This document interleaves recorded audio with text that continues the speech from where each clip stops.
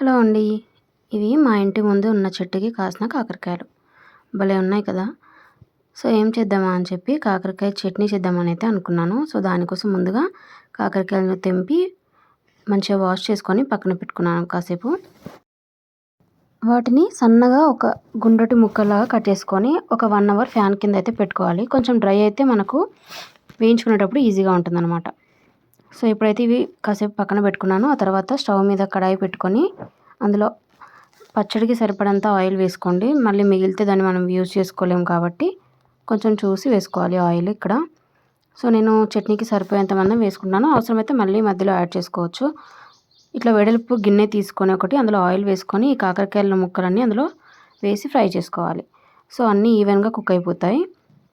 ఇప్పుడు పొట్టు తీసి పెట్టుకున్న వెల్లుల్లిని కొంచెం కచ్చాపచ్చాగా దంచుకొని చట్నీ కోసం అయితే రెడీగా పెట్టుకోవాలి. ఇప్పుడు ఈ కాకరకాయ ముక్కలన్నీ ఫ్రై అయిపోయినాయి కదా, వాటిని ఒక ప్లేట్లోకి తీసుకుంటున్నాను. ఇప్పుడు అదే కొంచెం ఆయిల్ మిగిలిపోతుంది. దానిలో ఎండుమిర్చి, అలాగే మనం దంచి పెట్టుకున్న వెల్లుల్లి, కొంచెం జీలకర్ర, అలాగే కొద్దిగా ఆవాలు కూడా యాడ్ చేసుకుంటున్నాను. అది కొంచెం ఫ్రై అయిన తర్వాత ఇప్పుడు కొంచెం కరివేపాకు కూడా వేసుకుంటున్నాను.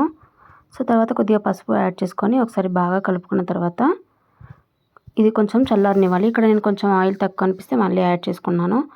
ఆయిల్ కొంచెం చల్లగైన తర్వాత ఒక 2 స్పూన్ల కారం, ఒక 2 స్పూన్ల ఉప్పు, అలాగే కొద్దిగా ధనియాల పొడి, కొంచెం జీలకర్ర పొడి వేసుకొని ఒకసారి బాగా కలుపుకున్న తర్వాత మనం ఇందాక ఫ్రై చేసి పెట్టుకున్న కాకరకాయ ముక్కలు ఉన్నాయి కదా, వాటిని కూడా ఇందులో వేసుకొని ఒకసారి బాగా కలుపుకోవాలి.